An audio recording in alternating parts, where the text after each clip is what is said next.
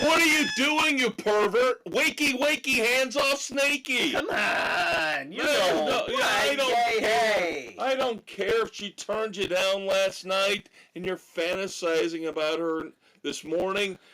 There's no room for perversion here on Sports Frenzy 2.0, at least not in the audience. That's right. The Come host, on. The host can indulge, but you can't. It is Pop a couple aspirin, get the coffee going. You know the routine. It is time for your favorite Saturday morning, your only, better goddamn well be, your only Saturday morning hangover cure. Your favorite politically incorrect pop culture commentary. Sports Frenzy 2.0, the weekend edition, dropping here on November the 16th, 2024, taping here late into the night on November the 13th. That's your Uncle Dave. He's back. He's back better than ever. That's your Uncle Kev. We cannot wait. We have got a full slate of TV and streaming, movies, and, of course, rock and roll music to start things off with. And this goes back to last week. This is why you were subjected to me and me alone last week. Yep, the solo show. Because your Uncle Dave and I last Wednesday night, when we normally tape this wondrous extravaganza known as the Weekend Edition, we're at Van Andel Arena for REO Speedwagon. On their farewell jaunt, so quote they unquote, say. Quote unquote farewell tour. Yeah. Yes. I'm getting a little more skeptical about it. Yeah, I don't think that it's going to be the end. But again, there's only one guy left. I know. Who knows what the hell's going to happen? So, Van Andel Arena. Can I talk a little bit first about Van Andel Arena before we get into the review? Van Andel Arena, I think you agree with me, is our favorite indoor venue within the driving distance that we have set for ourselves when it comes to concerts. Yes, it's easy to get to, easy in and out. Sound has never been a problem. So it's very well, they do a very good job organizing everything. And of course, this is where we saw REO Speedwagon with Loverboy. Yep. Now, before we get into the music, I want to do this now so we don't get distracted later on. We, of course, have our sports show, which drops every Thursday morning. Yep. This is going to be a really crazy tangent, okay? All right. I told everybody... I don't think the kids are sober enough yet to be able to follow this logic.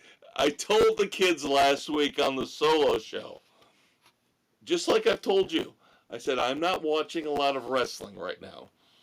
So even last week, I told them, I said, I really can't review the last premium live event, Crown Jewel.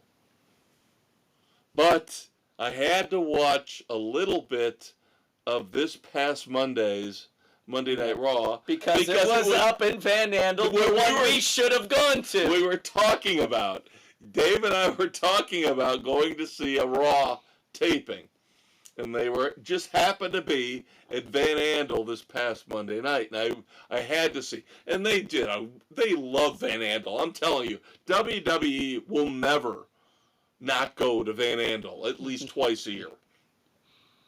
They were showing the beautiful outside that we know and we love. And I was like, oh, God. Just made me feel good. Just gave me a little bit of warmth in my chest. Warmed the cockles of my heart. But, so I'm like, okay. So I've seen that. They show Van Andel outside and, give it their proper due. And they do the panning around the interior. Yeah. And I'm like, our beautiful, wonderful home away from home. Yes. And then they start with the first promo and the world heavyweight champion's out there and his challenger comes out and they're fighting. What do I see in the crowd?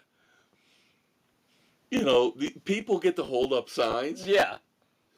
And that's one of the reasons why I don't know if I want to go.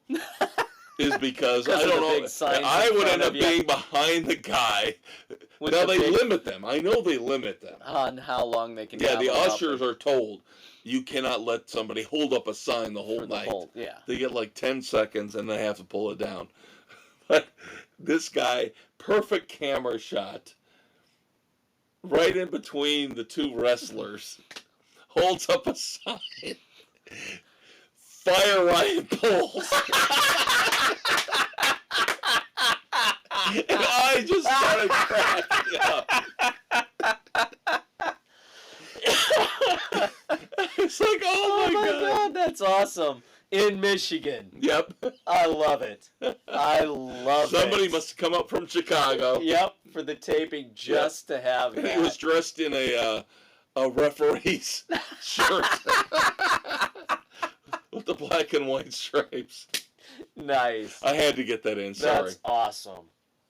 All right, so Dave and I, of course, with the great and the glorious Mrs. C, got to go see REO Speedwagon on, yes, their quote-unquote final tour with Loverboy last Wednesday night. Yep, Loverboy for the second time in a couple months. Third time in the last year and a half. Yep.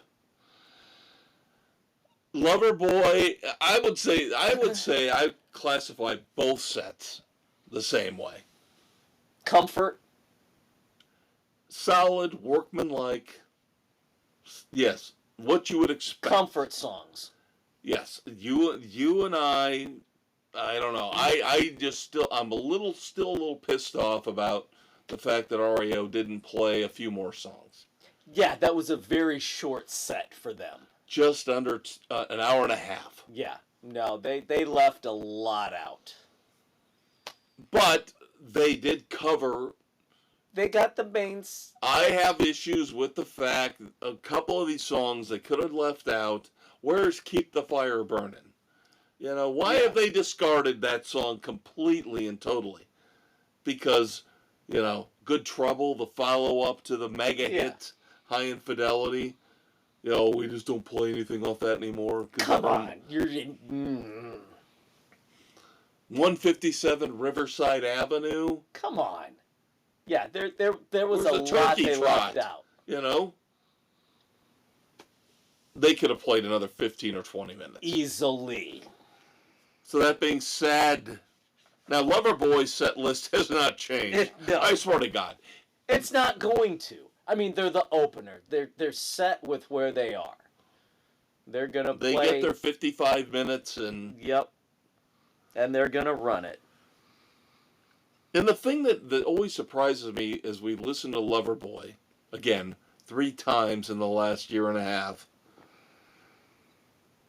is how much I love the song "The Kid Is Hot Tonight," but it falls flat for me live. It does. It doesn't have the up tempo that you get off the album. And then you get a song like "Take Me to the Top," which I think is better live than it was on the album. Yeah, they kind of flip the performance of those two. It's really odd. Hot Girls in Love is another one where I don't feel the same energy. No, it lacks live. But both times, all 3 times, it hasn't had that punch that you would expect. Right. But then you get the high moments that you would expect from "Turn Me Loose" and I'm absolutely blown away by the fact that people. I don't remember loving every minute of it being that popular. I don't either, but everybody seems to go ballistic over that. Yeah, it boggles my mind that that's the one that everybody's belting out. I'm like, okay. I'm glad it's not just me. No, that is the surprising one.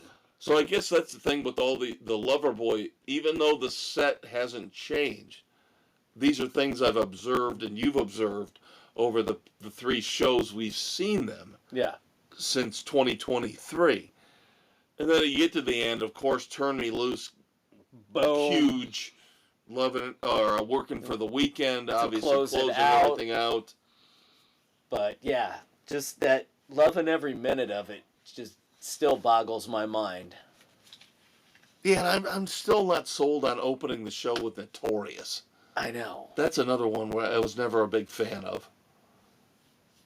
I grew up with Get Lucky. That album was huge for me in high school. That was the big one. And even the first album was and then, then they kind of got a little bit poppy, but still loved them. Yeah. I like Notorious, but again, that's another one that feels a little flat live. Lucky Ones feels flat live. It does. Too. Son of a gun. We're onto something here. Yeah. Well, I think this is where we come up with our review of them, is that every time we see them, number one, set list doesn't change. And it's just workmanlike. But it's solid. Enjoyable. It's enjoyable, but it's not bad, but it's not great. It's nothing spectacular. Right. And then we move on to REO Speedwagon. Again, allegedly, the final tour. We'll see. So we got 14 songs. That includes the encore. I can't criticize that much, even though it was just under an hour and a half. But if you're on your final tour, don't you want to push it as long as you can? Give the fans 2 hours. Yeah, come on. Now, the song selection was about as perfect as you could get for 90 minutes. Yeah. But, like I said, Keep the Fire Burning would have been fine. What's wrong with playing that? Could have slipped that one in.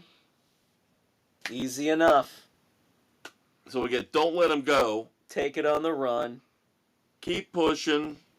Live Every Moment. Which is the first song where I was like, we didn't need that. No. We didn't need that. Keep the Fires Burning would have been better there. Tough Guys. I Wish You Were There. Which was my first bathroom song. Yep. Which is the final song off of High Infidelity.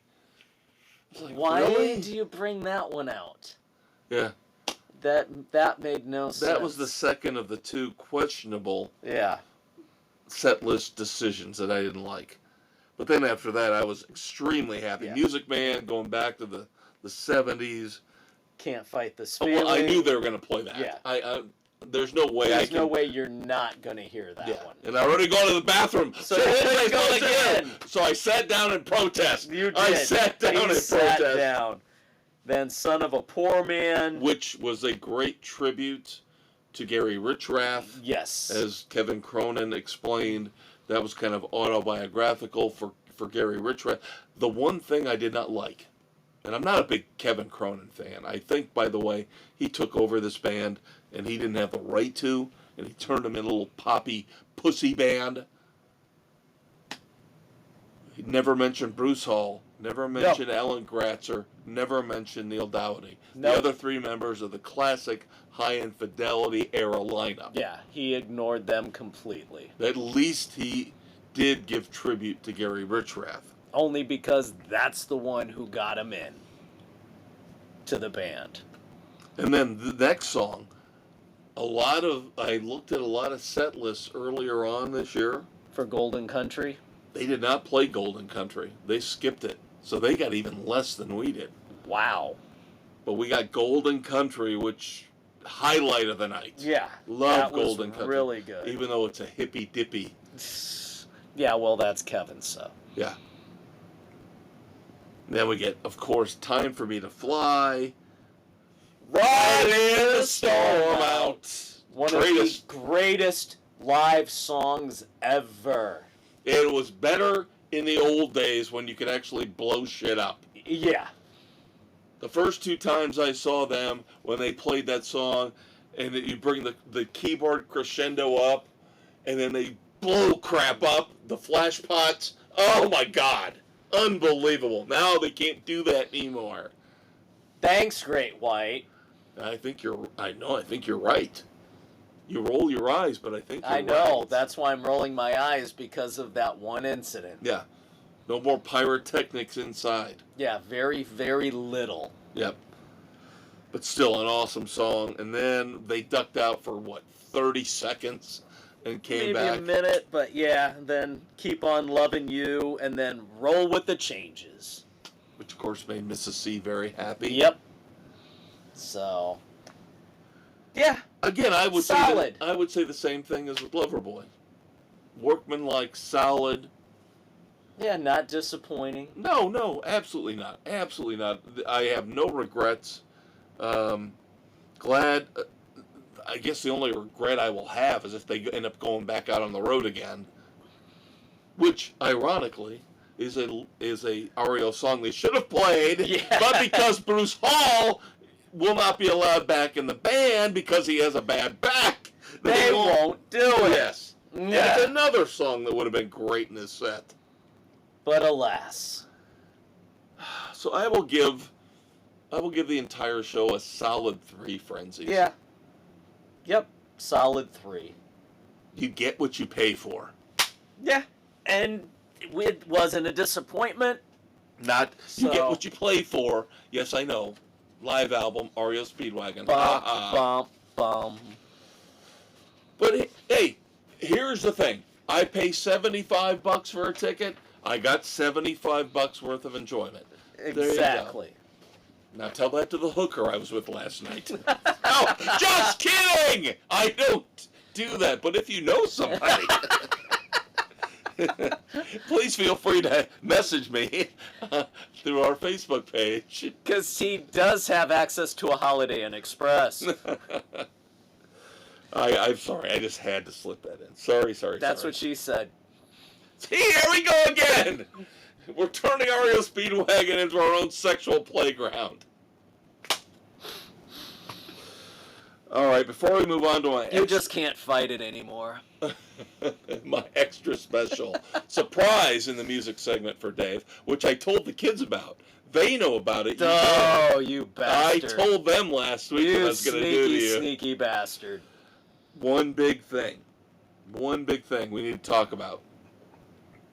And I kept it under wraps, but of course, our buddy Jamie had to spoil everything. I had heard we are going to get, I believe, an announcement coming very soon that we are going to get a 2025 awesome, magnificent AC/DC summer tour. So now we have time to prepare. I thought it was going to be this week. I really did. I heard the rumor on Monday that a venue in Minneapolis, the U.S. Bank Arena they play at, or where the Vikings play, the U.S. Bank Stadium, had posted accidentally one of the dates, and then they pulled it off. Oops. So I thought we were going to hear something Tuesday or today as we tape on Wednesday, the 13th of November. So now I'm thinking next week. So be prepared. Yep. We are in discussion. The boys are in. Mrs. C is hesitant with her back issue. I know. And we now what venues are we looking at? Will we accept Soldier Field? Do we go Soldier Field? Do we go Lucas Oil? Well, we'll take Lucas Oil over Soldier Field. Yeah. But if we only have Soldier Field or Wrigley Field, we take what we get. Okay. We'll do what we have to do. I'm glad if it happens next week, at least we have time to discuss. Yeah. Because I hate it when they announce it Monday afternoon. The pre-sale starts tomorrow, 10 a.m. Figure it out. That is one of the shows that we have to go see. Yes, it's mandatory. Even if we're in the final row at Soldier Field. Wherever we can get in. Yes. All right. Preference is Lucas. Second tier. Obviously. Yes, we will second get second level. Yeah, second or lower. Yes, second or lower. I do not want to be in the top tier. Yeah. We will splurge to have better sound. Or try to get better sound, yes. Next week, we will be reviewing, in the music segment, Nickelback live from Nashville Yes, we know we don't usually do live albums, but Not a lot out there right now. yes, And there's some coming covery up, things. So. Smashing Pumpkins Yep. coming up soon, maybe. I don't know if you really got into what I, pre-show. It's fine. Okay. I like the Pumpkins. Okay. Songs. U2. Happiness. Third release off their upcoming How to Reassemble an Atomic Bomb. All this lost tracks. Yep. Which still boggles my mind how these songs are so good. And we're left off. Yeah. New song from Tremonti, One More Time. New song from the Black Moods, Passion. New song from Rick Springfield, Lose Myself. All that. There we go. All that next week. But for now. Bum, bum, bum, bum, bum, bum, bum. As I promised you kids last week when I was alone, and I said I was going to have a little bit of fun with your Uncle Dave. We all know the Grammys suck. Yes, they do. But I still have to... Who watches award shows anymore? Oh, by the way, next month we have to do our top 5 list. It's still too early. Well, isn't that kind of an award show type of thing? No, we do our top 5s of the year in January. But there's not going to be anything new that comes out. There's no point. Late December. We'll discuss. All right, the 4 categories. Going back to the Grammys. Shit, crap, vomit, and... Shit, crap, vomit, puke. Now, this is kind of like a cultural study moment, where we look at what qualifies as how rock and roll now. How irrelevant we are. What qualifies as rock and roll now versus what we were... Well, the Grammys always sucked. Remember, this is the institution that gave Jethro Tull a heavy metal Grammy over Metallica. Yeah, that was pretty pathetic. But maybe we might find something in here that we should be listening to. Oh, sorry. Did I laugh out loud? I don't know. Let's start off with metal. I'm going to bounce all these off of Dave and see what, just see what his reaction is. Best metal performance. 5 of them, okay? I'll start off with the ones you know. Best metal performance for the 2025 Grammys. Crown of Horns by Judas Priest. They picked the worst song on Invincible Shield, but okay. Screaming Suicide by Metallica. Fine, except for the fact that last year is when 72 Seasons was nominated and won all, They somehow were able to pull a song an extra year. From the performance because they were still on tour. Probably. Yeah, probably. Now, the other 3, I want to know if you know these. Because you're a harder rocker than I am. I've always admitted that. Cellar Door by Spirit Box. You know that? I'm not a Spirit Box fan. Do you know them? I know who they are. Do you? Okay. Yes. See, I don't even know who they are. Yeah, not a big fan. Okay. Well, at least you know who they are. This is why I'm doing this. Suffocate by Knocked Loose featuring Poppy. I actually like Suffocate. Oh my God. See, I don't know this. Oh, wait, no. It's Suffocate City that's playing by somebody else, so sorry. Not Suffragette City. No, that's a different one. It's or is it Suffolk? It's not a remake of Suffragette City. No, it's not Suffragette City. It's Suffocate. Okay. I thought it was Suffocate City. Okay, that's fine. I can't confirm nor deny either of those. Okay, now I'm going to screw this up, and I know the band. So, but the final one in the metal performance category is Mea Culpa. Kaira by a combination of Gojira, I know them. I know Gojira. Marina Viata and Victor Lamazne. I have not heard that one. But I do know Gojira. Yeah. I do know that. I do know them. Okay. That was the hardest one. So we got 3 left. Best rock album, we're saving for the last because that's the one that I think we will like the most. Okay. Now, there's best rock performance and best rock song. You understand the difference? Performance is the actual band. Yes. Song is the writing, the Yes. songwriting. So let's start off with best rock song. I'll just give you the song and the band. And I'm not going to list all the writers. Best rock song nominees, 5 of them. Beautiful People, Stay High by the Black Keys. Broken Man, St. Vincent. Okay. You know St. Vincent? I've heard the name. I'm not familiar with it. Dark Matter, Pearl Jam. Dilemma, Green Day. Yeah. Gift Horse by Idols. Don't know. I did a little research on them. I'll let you know in a minute. So for me, that's an obvious one. For me, I'm taking Dark Matter. But out of those, I would have to say Dark Matter because I'm not too happy with the last Green Day run. Right. Yeah. Yep. Okay, best rock performance. Again, this is the overall. Yeah. Yes. 6 of them. Most of them are the same. So I'll tell you that right now. Gift Horse by Idols, still. Both. Dark Matter, both.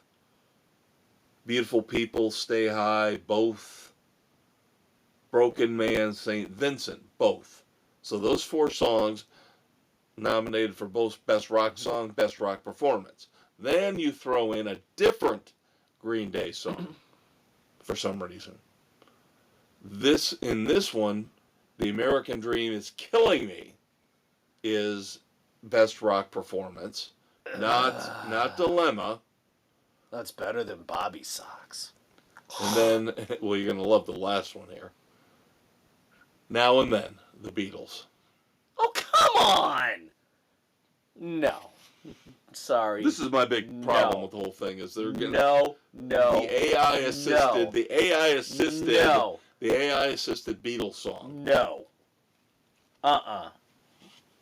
Could literally find an old recording of John Lennon farting and put it out and they would nominate it for a Grammy. Yeah. No. All right, now Best Rock Album, where I think we got a little bit more in common with the Grammys. God help me. 7 albums. Now, I'm going to give you the worst ones first. All right. This Idols. Now, the Idols, I told you I was going to tell you about them. They are supposedly a punk band from Great Britain. Never had any impact on the American charts whatsoever. So somehow the Grammys love them. Of course. Their album is called Tank. Tangk. You try to pronounce that. Tangs. I don't know. Tanks. Whatever. Idiots. And then the other one that you probably do not know, I don't know, is an album called Romance by Fontaine's DC. Okay. Now we know the other 5. And this is where I think the other 5, in an obviously weak year for rock and roll. Gee, don't we know it? Dark Matter, Pearl Jam. Saviors, Green Day. Hackney Diamonds, the Rolling Stones. Okay. Happiness Bastards, the Black Crowes. No Name, Jack White. Not bad. Not bad. They kind of redeem themselves a little bit. They do pick it up there. You want to hear what the qualification is, though? I did print out the qualification for Best Rock Album. For albums containing greater than 75% playing time of new rock, hard rock, or metal recordings. Jesus. They wouldn't know that if it bit if them you in have the to ass. quantify it like that. They wouldn't know it if it bit them in the ass. You have to quantify it like that. Then you don't know what rock is. How pathetic is that? You have to quantify it like that. What's the point? All right, kids. I just thought that would be fun. I thought that would be fun. I think it was fun. It wasn't bad. I thought it was fun. Still, the shit's gonna win. Out of the album one will piss me off the most. You have legitimately 5 good albums, or at least 5 rock bands, legitimate rock bands in there. And if they give it to Fontaines DC or Idols over Jack White, the Rolling Stones, Pearl Jam, Green Day, and the Black Crowes, come on. Man. It's between Jack White and the Black Crowes for me. Yes, absolutely. I agree completely. Absolutely. Those were two. But the Rolling Stones was Hackney good. Diamonds was really damn good too. Yeah. So, yeah. But we've got to wait till I think February to find out now. All right, so that's going to do it for your music this week. Now we move on to Dave does not have a book this week. I do not. We're getting closer to Reacher. I'm working on one. We're getting closer to the new Reacher novel. Getting close. Yeah, I've got to finish up Primitive War. I'm about 3/4 through it. I know it's going to be a movie adapted, so getting through that. All right, let's do TV and streaming. Yep, we'll get you caught up here on Spotify, Good Pods, Pocket Cast, Apple, Overcast, Castbox, Amazon, Audible, and iHeart Sports Frenzy, baby. You guys notice in every episode, whether it's a sports episode or here on the weekend edition, how it's like a climax. He's like climaxing at the end of this. It's all about Sports Frenzy, baby. He starts off slow with Spotify, and then he starts really ramping it up when he gets the Pocket Cast. And then he's just going nuts at the end with, Amazon Music Audible! You gotta build up to the I Love Sports Frenzy. By the way, iHeartRadio is who he really means. Don't forget to check out the Facebook page. Don't forget our Thursday Sports Edition.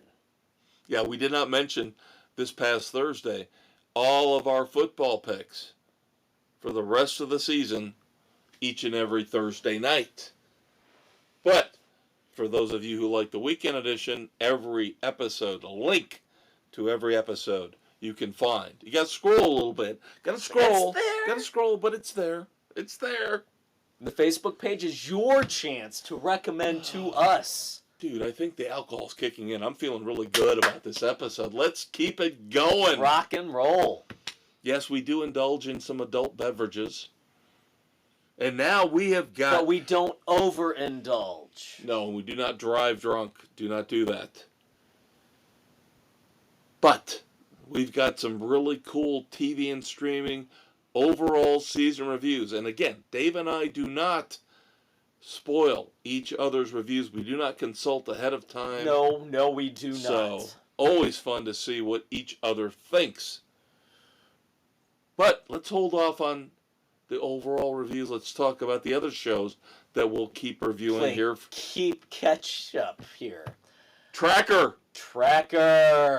God, it's still good. Through episode 5 right now this past Sunday. The Healer. We had the issues with the Healer. Yes. Did she really heal Coulter? Interesting stuff. Interesting. Did she heal the people who were that sick? And in a way, she saved Coulter with that.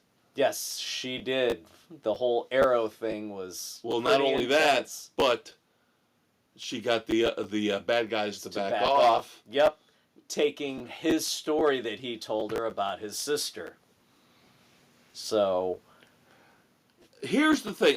Now the episode, of course, every episode so far through season 1 into season 2, so far with Tracker has been phenomenal. I love it. I'm so happy. Got a little nudge from you.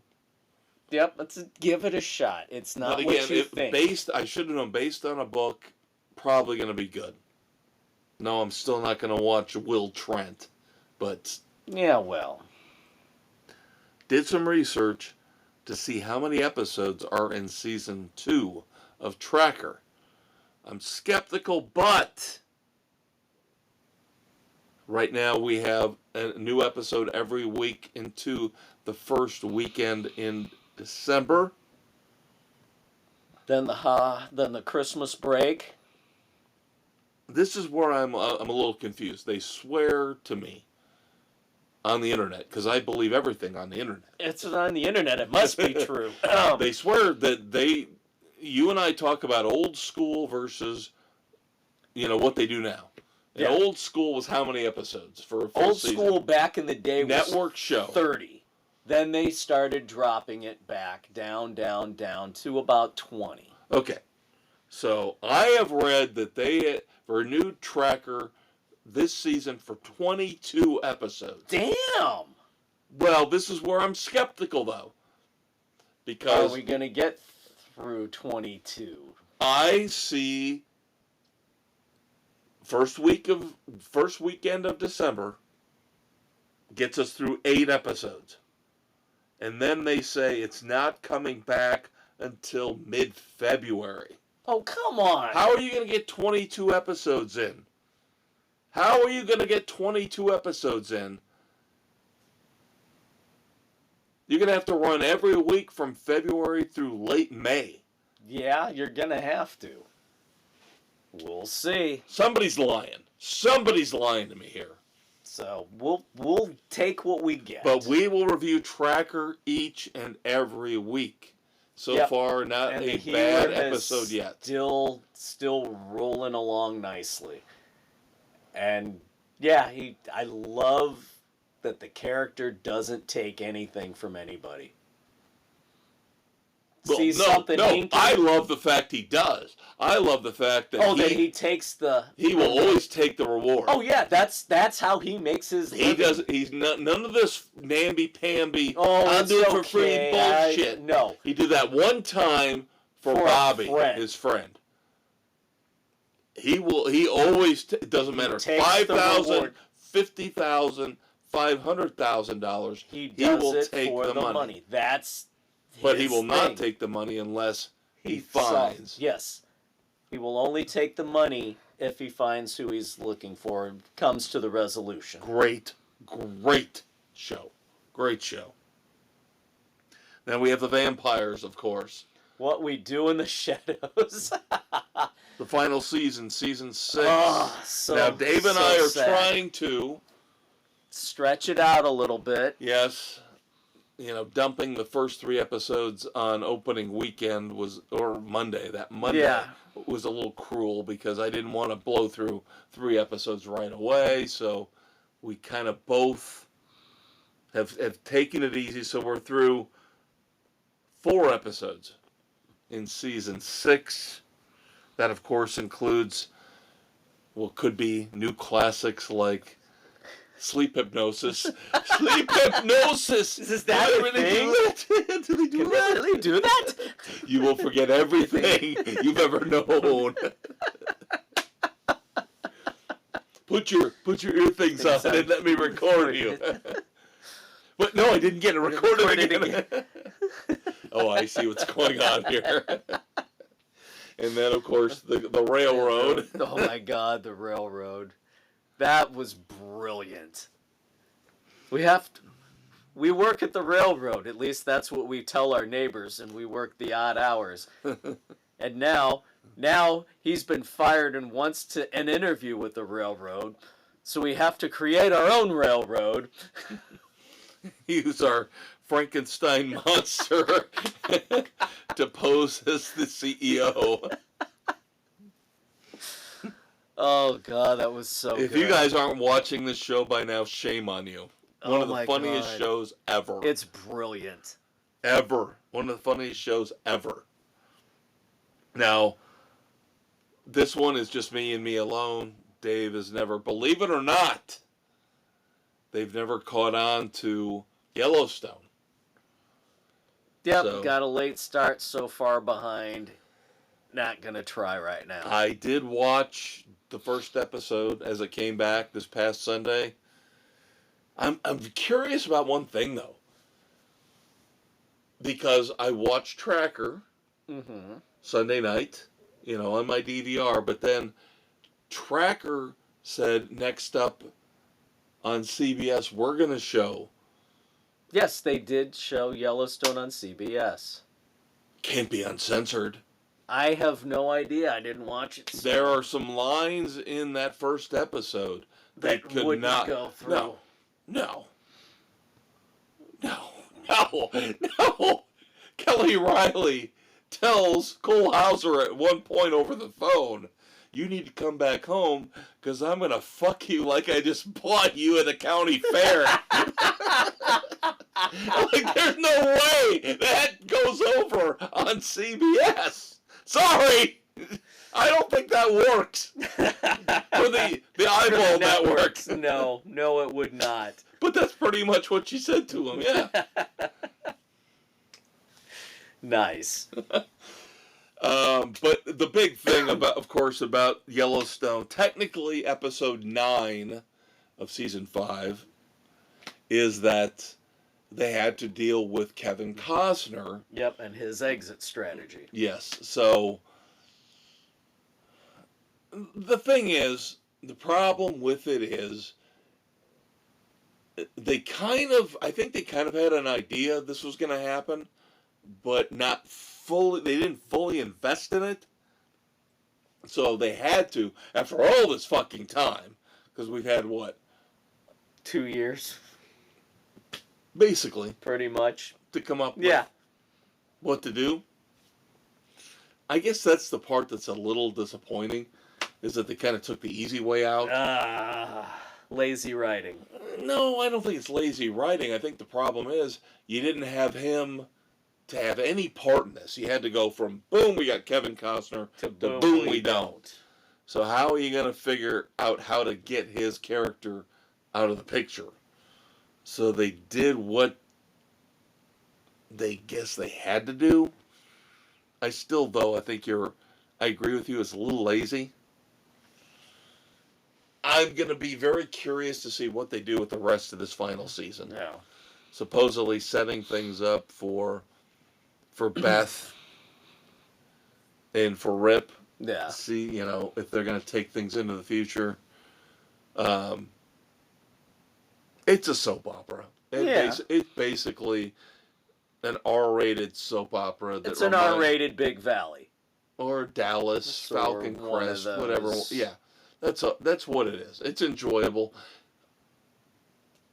I've been able to keep up with it, so I'm fine with it. I understand, though, it's a lot of time to invest for you guys. Yeah, to catch up from the beginning. So, I wouldn't say it's a need to do before I die thing. There we go. The Wire is what you need to watch. Yeah, sure. Oh, God damn it, Dave.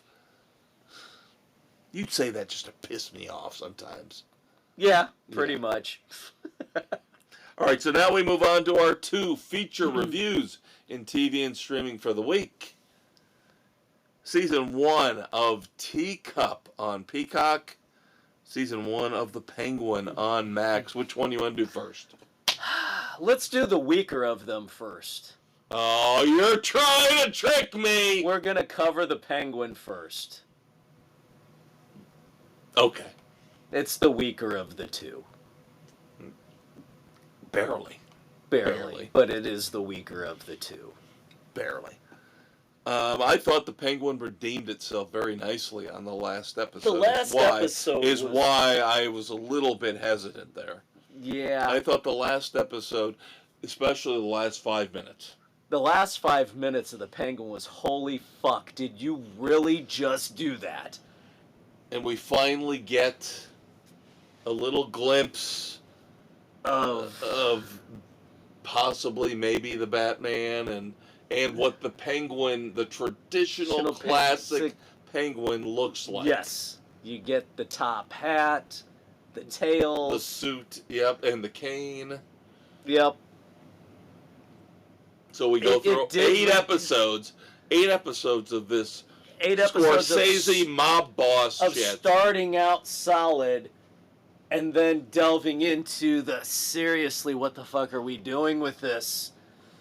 To finally the last episode where we get some twists. We get some twists. We get some turns. We get not the generic dark shit. We get really dark shit. You get some seriously dark shit.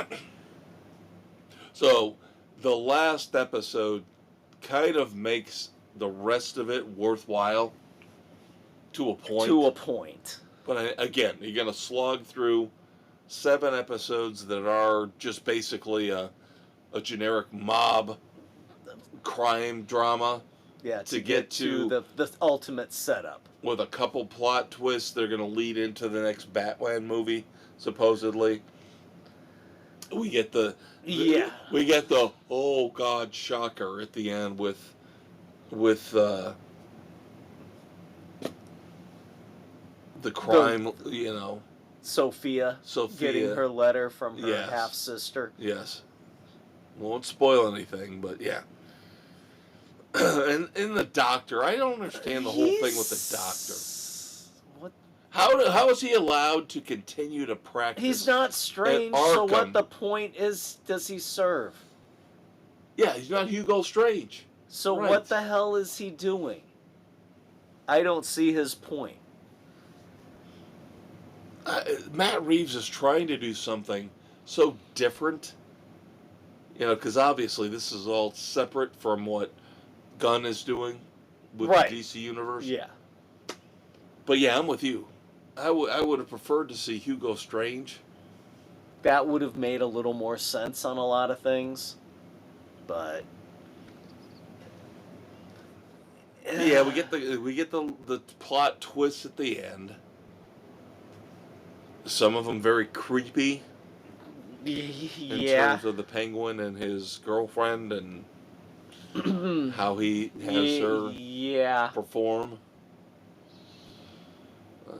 I still wanted somebody, and this is just me being an old school comic book traditionalist. I still was hoping for the end to somebody tell me, give me a birth certificate or something that says, your name is not Oswald Cobb. It's Oswald Cobblepot. But they won't go there. Nope, they're just going to go Oswald Cobb. Ugh. But everything else, it's looks like it's shaping up fairly well. Yeah. And here's the thing. The acting is outside, again, of Sophia. That storyline just... why did it... They focus so much on the Falcones. They focus so much on the Falcone family drama. That wasn't needed. You needed more of Oz. And you could have done this in 6 instead of 8. Easily. Yeah, there's too much with the Falcone drama. Yeah, that we didn't need. Colin Farrell's unbelievable. And I will say this right now. We just did our little run through with the Grammys. And so obviously nobody gives a shit what we think, and we hate the Grammy. We hate all the popular all the awards shows. But when it comes how does Colin Farrell not win an Emmy for this? As the Penguin. He was brilliant. I never knew it was him. Never. And I know the makeup, but the makeup is brilliant. But the makeup, the mannerisms, his voice. I mean, he was just incredible. Ever know it's Colin Farrell. No, you don't. He completely is absorbed into the character, the makeup, everything. Yeah, he has become the Penguin. I know he hates it. He says he hates it. Yeah. And he's going to have to do it again for Batman 2. Yeah. But That in and of itself is worth watching. Yeah, just for his performance. Yeah. Absolutely. I will say this. I will go out on a limb and say this. One of the greatest performances ever. Given what he had to go through. What he went through with that outfit, all the makeup he had to do. Transform it to the point where you don't know who he is, and it's one of the iconic characters in the comic book universe. Yeah, and he made it come alive. Because you look at, I will just limit this to comic books. The comic book movies. All the other great actors, Robert Downey Jr.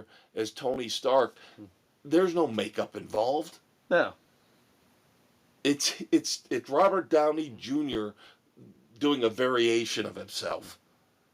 Colin Farrell is completely and totally absorbed into this character. Yeah, completely 100%. So that's what redeems it for me. That in the end, the last episode. Yeah, otherwise it's It's overrated. It is definitely overrated. It's going way into the last overrated. episode, it was overrated. Yeah, I was leaning the two range. Ooh. Going in. I was just kind of that hard. With the last bit, with everything, I will go a week 3. That's where I'm going. Week 3.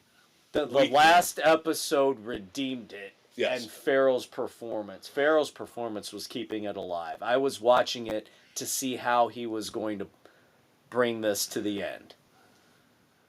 Yeah, that's the thing. Again, I apologize because I did a brain fart on her name.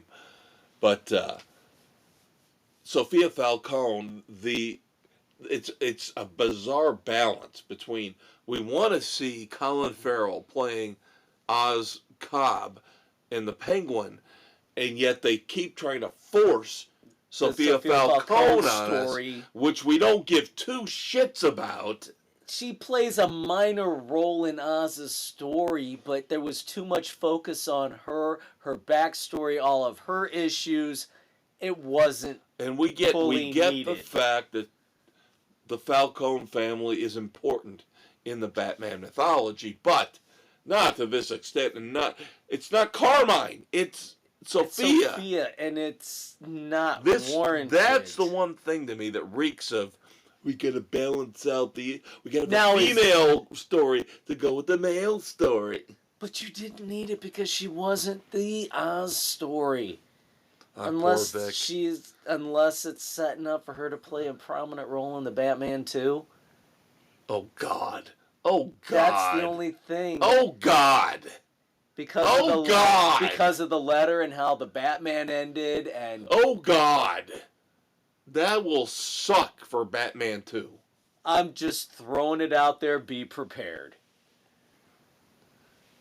And Vic. The great story of Vic. Oh, Vic. All right, now we move on to Teacup.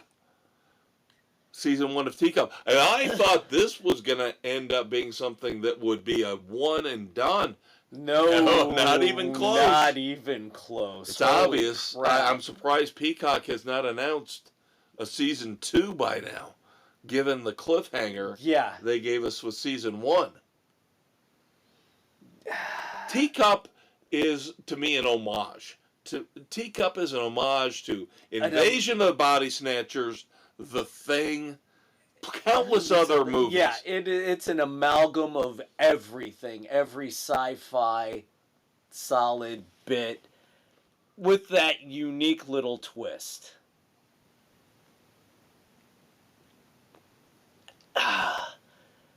Love the idea, love the storyline, hate the acting. Yeah, I can see that. I can see where you're going with that. Yeah, the acting's not great. Some of the characters are just eh. And this is not a spoiler, because this is part of the premise. it's a lot of body jumping. Yeah. So you're technically trying to expect these actors and actresses to change their persona depending on who's inhabited and who's not. But even when they're just But themselves, you're right, they don't the do a acting great job is of it. not all that. No, they don't do a tremendous. I was disappointed in Speedman. I got the impression from that, but you sounded like you were a couple weeks ago you were upset with his character, but now but I think part of it, the character, but his portrayal of it was just, I don't know. Maybe it's because of the character that I wasn't. I think the problem I had is that part of it with his character. And I'm not. I will take it again more as an homage to classic horror movies than I will as an original piece of work. Right. But I think in this day and age, keep in mind the day and age we live in, his character needed to be punished. And they found a way at the end to punish him. They punished the two people that needed to be punished. Yes. Yes. Thank you. I didn't want to go all the way, but thank you. The two people that needed punishment got their punishment. So, take that for what you will. I didn't mind his wife running around in tank tops for 8 episodes. That was nice. She's pretty. Yeah. Well, in the show, her character, kind of a bitch. Not in a good way. Yeah, but how much of it was driven upon her? Yeah, I don't know. I don't know. Therein lies the... But definitely open-ended. Yep. Definitely a season 2 coming. We see the car pull up at the end. You were waiting for that. I'd forgotten completely about it, but then I see it and I'm like, oh my God, here we go. Here we go. Now what do we get? And who are they going to cast in that role? Because with the mask on, we don't know who it is. So you got a big guest star probably coming for season 2. That can be fun. Walking Dead was the other thing. It's also the Walking Dead. It's got a little bit of that factor into it. Yeah. Definitely has a Walking Dead factor too. Yeah. Solid 3. Solid 3, friends. Solid 3. So, I had issues with the fucking flashlights they're using.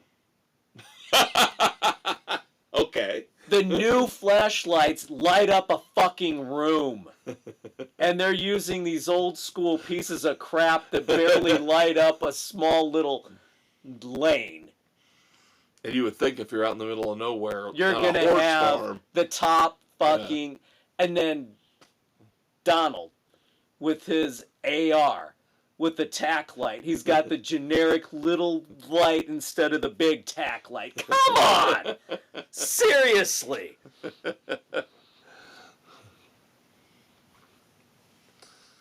In the details. Only you. In the details.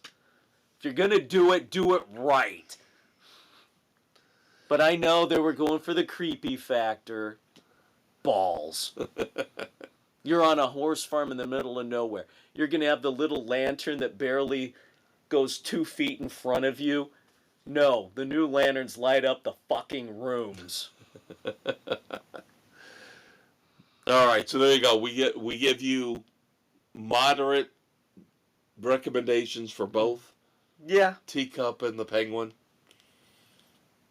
If we let's put it this way, if we don't quit on a series, it's probably going to get a recommendation. Yeah. So it's just we had higher expectations for the Penguin. Yes, definitely. Let's put it that way. Outside of Colin Farrell. Right. Again, outside, unbelievable performance. to me.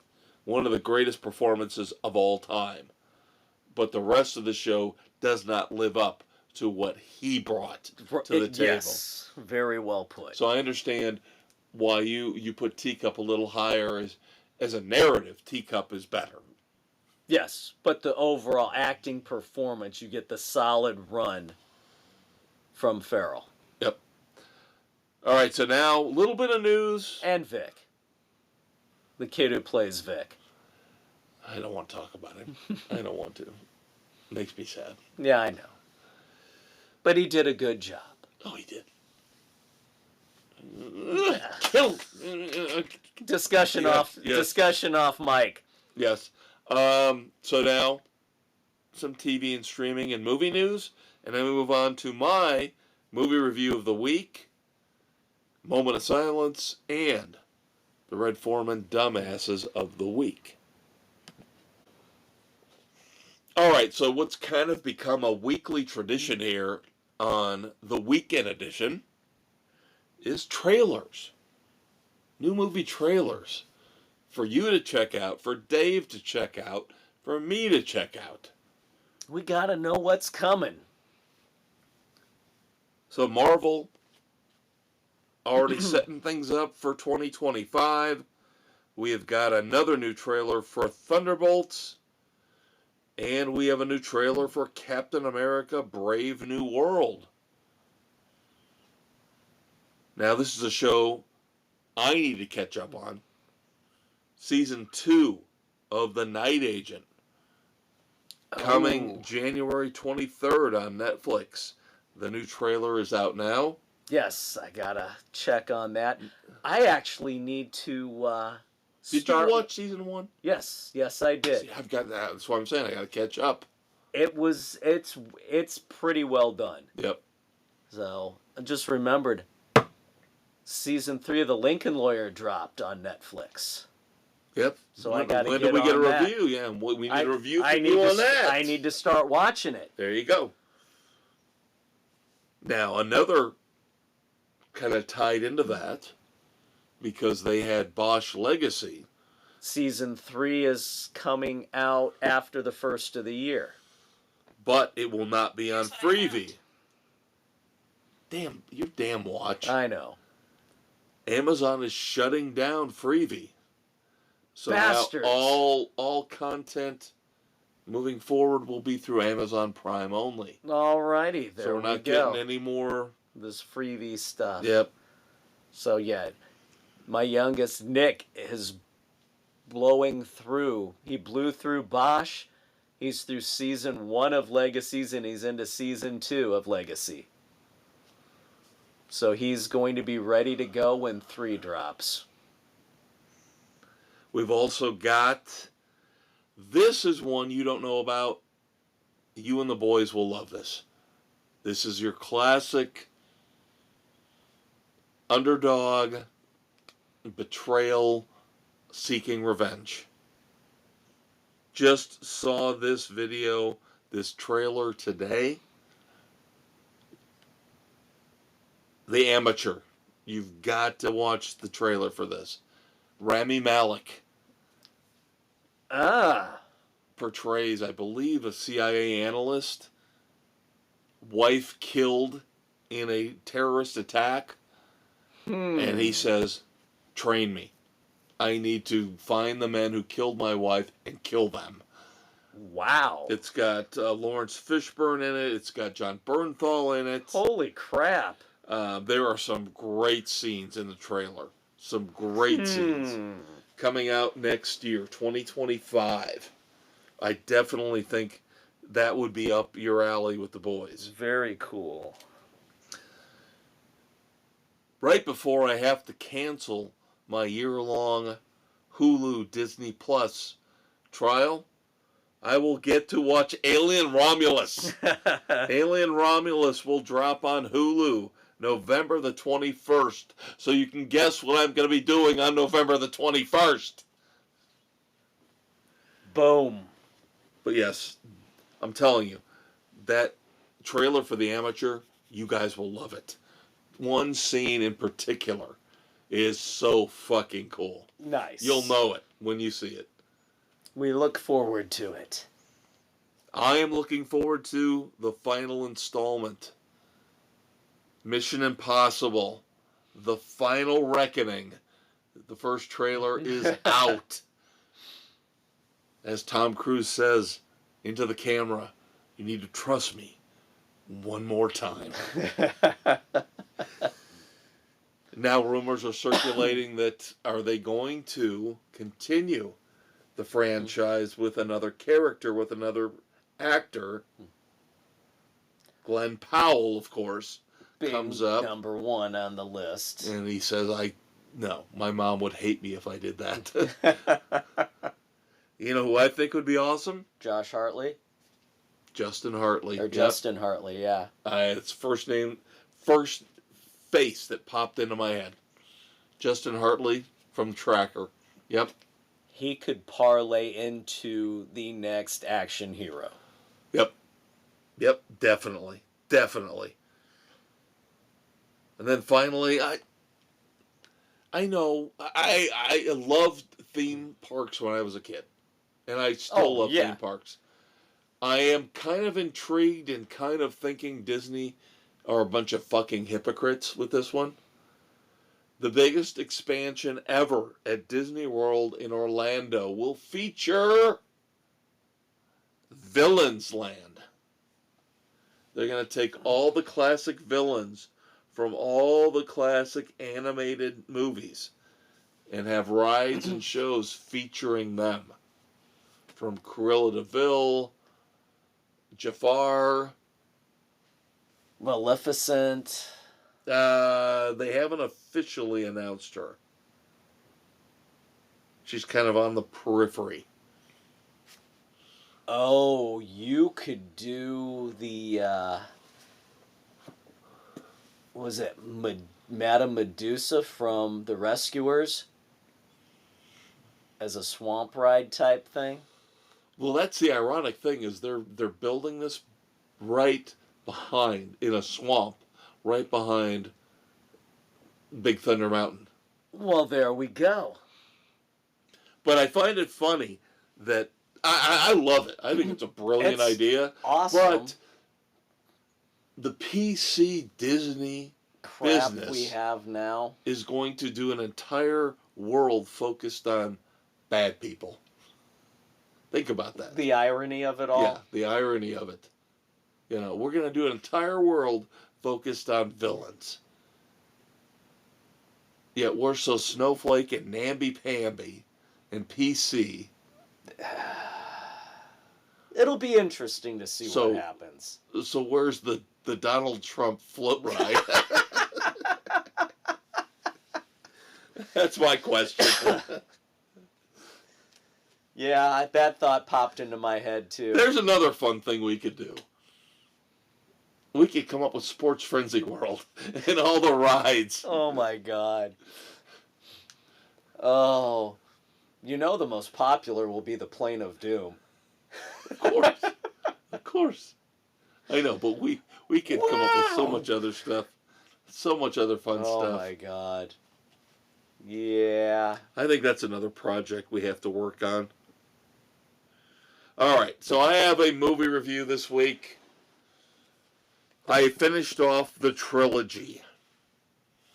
Started off with X, and then we went on to Pearl, and now we end with Maxxxine. So these three A24 movies are all about one specific storyline, stretching all the way back to the early part of the 20th century, all the way through to the mid-'80s. I think that's why I probably liked Maxxxine, the third entry, the most, is because it happened in the 80s, and there's a lot of the music that I love. And you get the neon and all the requisite glitz and glamour of the 80s. Basically, what you've done is harken back to our youth. Yep, you've taken the main character from X, and you've aged her about 8 to 10 years. She's still in adult films, but older, knowing that her time is coming to an end. Yeah. Of course, Pearl focused more on the antagonist, the old antagonist. I don't want to spoil things. The old antagonist who caused issues, let's say, in the first movie. So you go from the first movie in the 70s, then you go back to explore the origins of the antagonist, and now you go to the third movie to explore what happened to the final girl from There X. we go. I think I like this most not only because it had all the 80s stuff going on, but it's more straightforward. It's a more complete. It's honestly, you could watch Maxxxine and enjoy it without really knowing the first two movies all that much. Okay. It helps. It would help. Yeah. But if somebody like me, for example, me, if I were to tell you, Dave, that, you know, 2 or 3 plot points from the first two movies, you could get through the third one and enjoy it. Okay. Basically, Maxxxine is about a woman, as I said, trying to get out of the porn business, trying to find her one big shot at stardom. Typical story, we've heard it before. Right. So, how does she do that? She finally lands a role in a horror movie at Universal, which is very cool because the Psycho backlot. So is this like the Tracy Lords? Yeah, they don't mention film. They mention getting her horror movie debut and then on to other things. Yes, they never mention Tracy Lords. They do mention Marilyn Chambers, but yes, you're on the right track there. But then, meantime, in the mid '80s, we had The Night Stalker, right, in L.A. And so, is this movie trying to bring The Night Stalker in? Or is there something else going on with all these young women getting killed in this satanic ritual? So they do a pretty nice job of wrapping it all up. And the cast is very impressive. Kevin Bacon's in it. Bobby Cannavale's in it. Michelle Monaghan's in it. Oh, wow. So it has a very good cast. They put the effort into this third installment. Right. And I think, again, that's why this one is the best of the three. So I know we don't like to do 2.5, but I will give this, I want to give this on the right side of 2.5. A strong 2.5. 3. No, I can't give it a week 3. Strong 2.5. Okay. Very strong 2.5. This is, again, the best of the trilogy. I don't want to tell people to waste their time. With the first two? But the first two weren't terrible. If you want to go through all 3 of them, it's not the worst thing that you could do in your life. It's interesting. The 3 movies pieced together. The worst thing you could do is watch I Saw the TV Glow. Dave, come on. You know that is a commentary on gender identity and transition. The movie sucked. If you take X, Pearl, and Maxxxine as a whole, yes, it's 4.5, 5 hours combined. They're interesting. It's a very interesting trilogy, I will put it that way. Sometimes a little weird and perverse, but the final piece is more straightforward. But it's a commentary on society. It's not a commentary.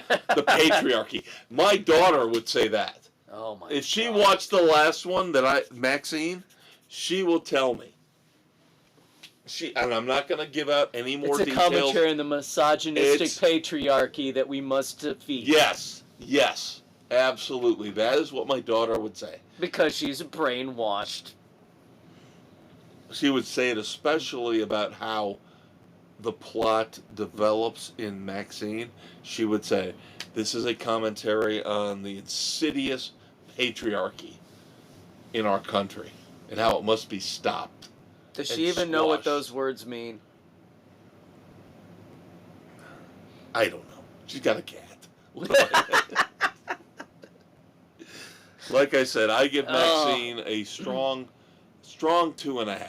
All right. So just above the cut line. As a whole, the 3 movies together, like I said, if you don't have anything better to do, and you've got a whole afternoon to kill, and you want to watch all 3 of them back to back to back, not bad. Not bad. Not the worst thing you could do to your life. Not the best either. Well. Don't neglect time with your children. To watch this. Yes. I would say it's better than watching 3rd grade porn. Oh, God. All right, moments of silence. One big one this week in the world of horror movies. We just talked about horror movies. Great. I saw a great meme, and I'm not a meme guy like your boys are, but they had, what was it, Freddy Krueger, Jason Voorhees, and Michael Myers standing over the grave of the Candyman. Yes. Tony Todd, God, the original Candyman. The original Candyman. Of course, also appeared in the Final Destination movies. Yep. Arguably the greatest horror series. Yes. But Tony Todd was awesome. Tony Todd was very good. Creepy when he needed to be creepy. Engaging when he needed to be engaging. He was a very talented actor. Yep. And that's why I think you saw a lot more in terms of outpouring when he passed than you would normally see for what many people would say is a B-level actor. Yeah. No, he was just good. Yep. Thoughts and prayers to his family and friends. All right. Pivot. Got to do it one last time. It's post-election. So, Red Foreman pop culture dumbasses of the week. Which contestant will get the ultimate boot up their ass? Which could be a ride. Well, at Sports Frenzy Land. Yes! Yes! Yes! The Red Foreman boot up your ass. Yes, I love that. We gotta have a stage show or two, though. Oh, we'll come up with something. All right, I hate to start off with this because this is a guy we love, except for the fact over the past few years he's become such an idiot. And that is one Sebastian Bach. Again, kids, this is it for politics. Unless something out of the absolute norm pops up for 4 years, we're done with politics. We're going to get back to the norm. Yeah, arrests, drugs, infidelity stuff. Just being a fucktard. But Sebastian Bach, after the election results, has to post things like, quote, "What is wrong with you people?" unquote. Quote, "Fuck America," unquote. And quote, "I don't want to be here anymore," unquote. Don't let the eagle drop kick you in the ass on the way out of this country.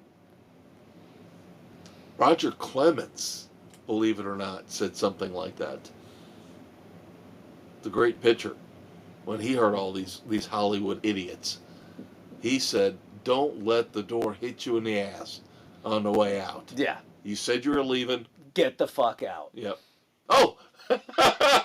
I believe that was a Skid Row song. I believe it was. And now we know why. Again, the rest of the guys in Skid Row said bye-bye. I mean, how tone deaf can you be? And I will say it again. Doesn't matter what side of the political fence you're on, to degrade the other side because they're just expressing who they want to vote for. That's their God-given right. That's the country's right. You do not get to do anything of the sort of putting anybody down or causing continual rifts with family and friends. Don't be an asshole. Deal with it.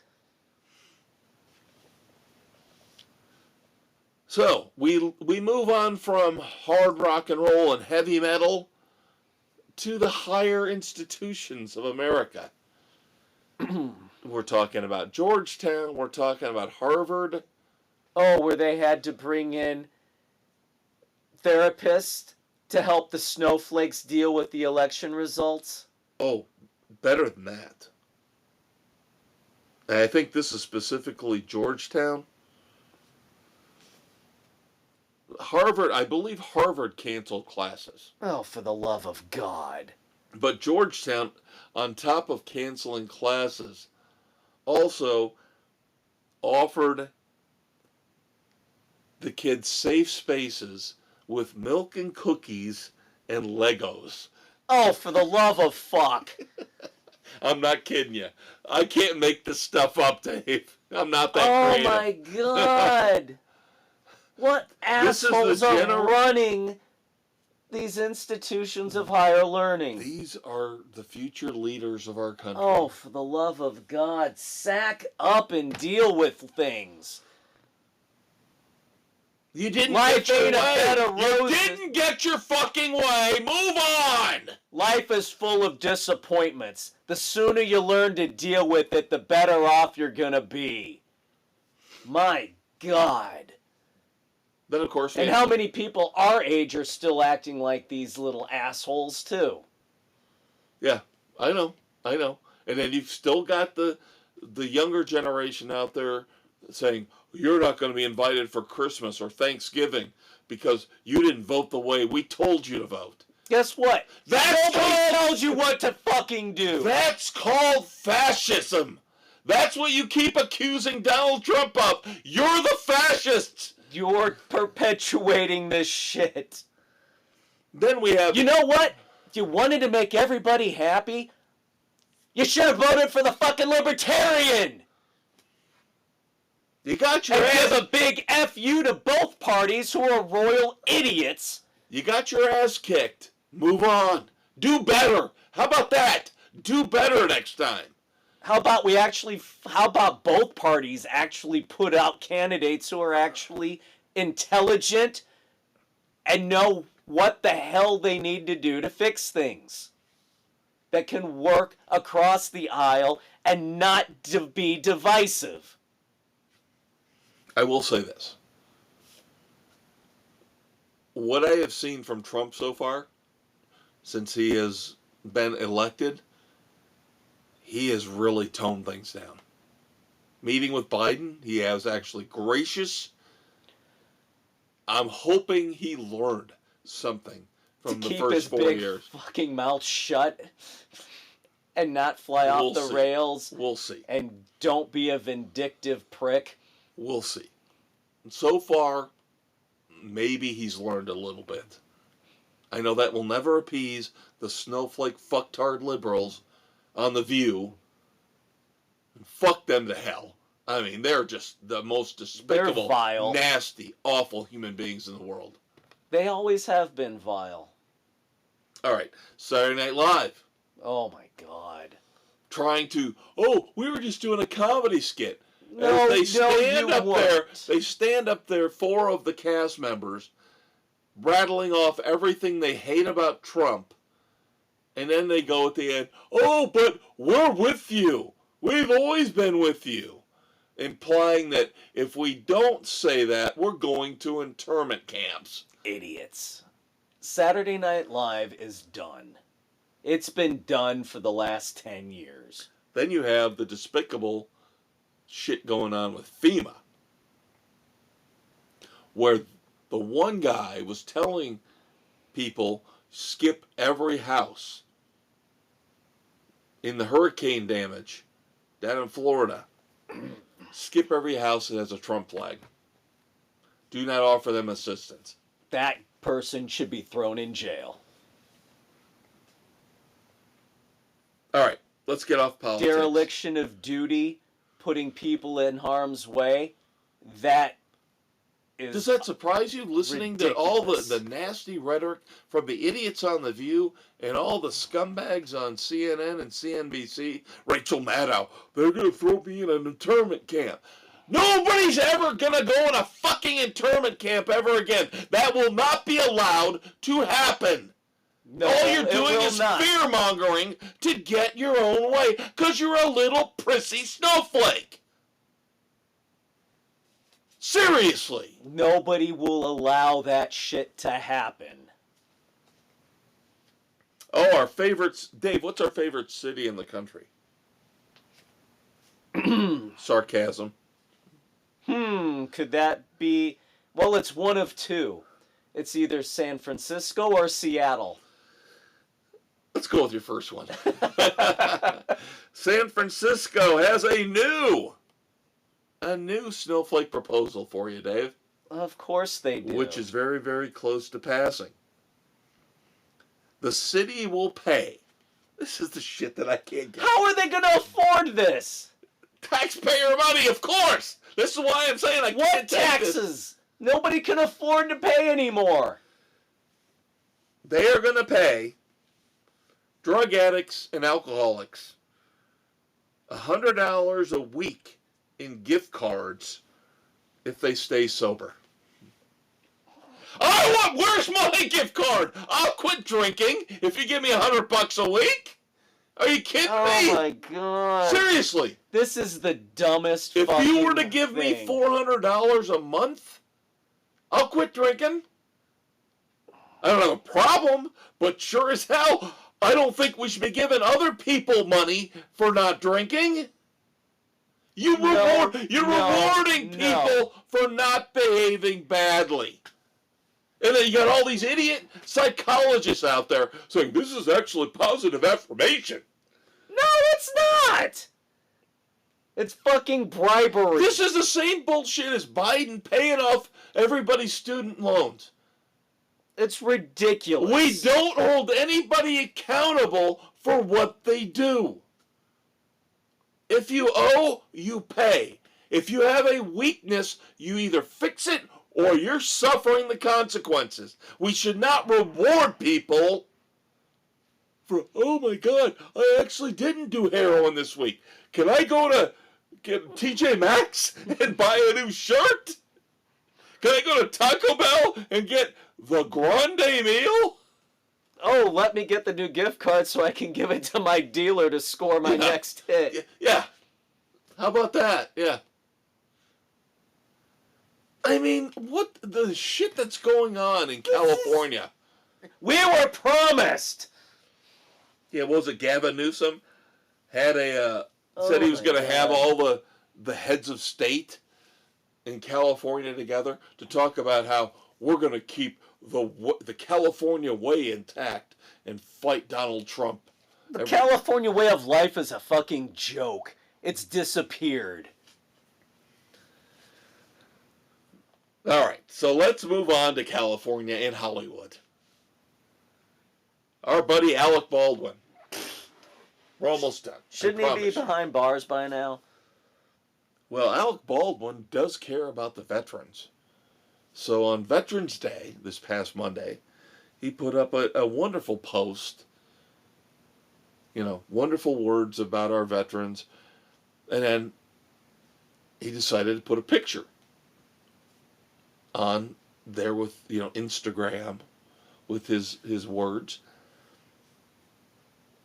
He decided to put a picture of Kevin Bacon in military garb on his post as he tried to honor the veterans on Veterans Day. What a fucking idiot.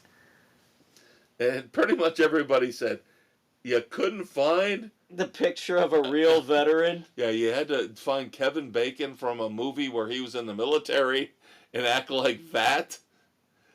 But then he's got people defending him going, but did you see the movie? It was a really serious portrayal of the trauma that military veterans go through. Up. No, don't defend the fucktard. How about we have a tie? Okay, if we were going to be Alec Baldwin, let's have fun here. Wrapping things up. We got one more and we're done. But let's have fun here for a minute. If you were going to be fucktard Alec Baldwin and you were going to post this, what would be the scene, the movie actor or the scene that you would post? Oh, I would take Niedermeyer out of Animal House on top of his horse.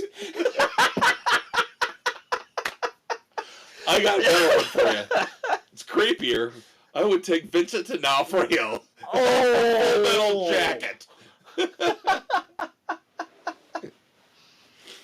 Oh my God.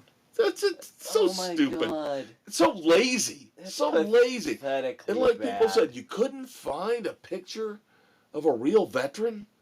A real honest to God veteran who served? Is that hard? Alec? He's an idiot. Okay, finally. This is kind of a double dumbass to wrap things up. This revolves around the upcoming... You remember last year when we had to suffer through Barbie and Oppenheimer? Oh, God. Barbenheimer? Yes, and now we got the whole Wicked thing. Yeah, they're calling it Gladiator 2 and Wicked is what they're calling it. But you will enjoy this little aside. Mattel has put out some dolls, obviously. Revolving around Wicked. Here's the problem. As you and I know, as we've talked about, episode after episode, year after year, people are idiots.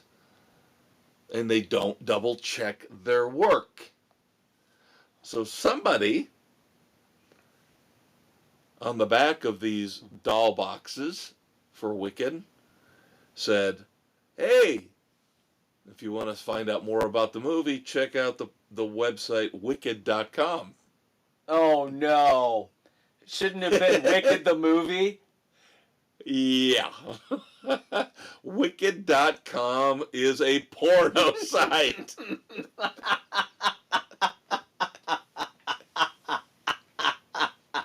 So all these little kids, Mommy, let me go to wicked.com.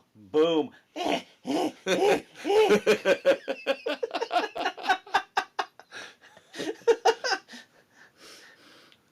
We laugh because we care. We laugh because people are fucking stupid. All right, so... Oh, my God. I'll just run through all these. You take whoever you want. Saturday Night Live, FEMA, Sebastian Bach, all the snowflake universities, Georgetown, Harvard, San Francisco, Alec Baldwin, or Mattel's Wicked dolls. Dude, they all qualify this week. It's across the board. Yeah, you pretty happy with that list? Yes, that is a full-fledged, everybody on there needs a swift boot up the ass. I gotta call special attention to the schools, though. The colleges. With the milk and cookies. And I will tell you this, to wrap things up. You are not on Facebook. God bless you. I love you for that. I'm the only sane person in the world. No, I don't think Bill's not on there either. One of our other sports frenzy compadres. You guys are smart beyond belief. And the only reason I do it is for this podcast and the other one. Yeah. But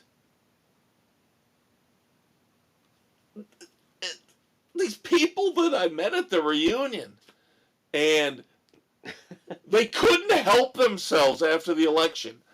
And that's what they said.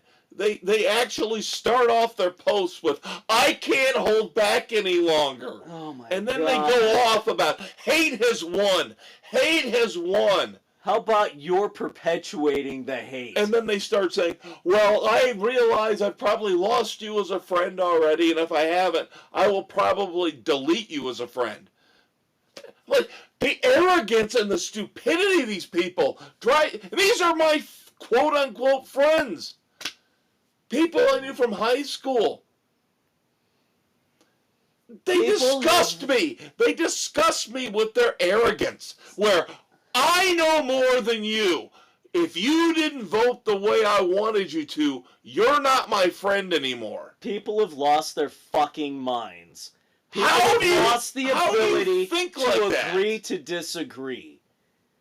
Family members ostracizing other people on The View, agreeing with the fact that you should not invite any of your family members to Thanksgiving if they voted for Trump. How sick Stop is that? How perpetuating sick is that? asinine behavior. Who's divisive? This is Who not is how mature divisive? people. We're talking on Sports Frenzy, the most politically incorrect show ever. We're talking sanely here about being mature. Don't do this, people. Stop perpetuating the hatred. Stop telling other being people how to think divisive. and how to feel. We're the only ones that get to tell you that. This country was based on freedom. Freedom to choose your own direction. All right. So that's it for politics. That's it for the weekend edition. Tons of cool stuff coming up next weekend. Twisters. We will have our review of Twisters. Tons of rock and roll. We'll have our review of the latest episode of Tracker and What We Do in the Shadows. And just remember, both sides who perpetuate hate, fuck you all. That's why I know people who are independent, and when they talk, they seem like they sway one way or the other. I'm with them. I'm like, I'm allowed to be independent yet feel this way or feel that way. That's what freedom is called. Yeah, don't be an extremist moron. You're supposed to try and do what's right for everyone, not just for yourself. All I know is my retirement account shut up after the election, baby. Because, hey, I think the guy who's going to be taking over is a little bit better of a businessman than the idiots who were in there before. Who are giving everything away for free. Dave doesn't give it away for free. No, I'm expensive as hell. $100 an hour. Double if you want, some of that behind the Hey. stuff. That's your Uncle Dave. That's your Uncle Kev. Hope you had fun. Glad to have your Uncle Dave back here this week. We'll do it again next week. But until then, say goodnight to the kids, Dave. Good night to the kids, Dave.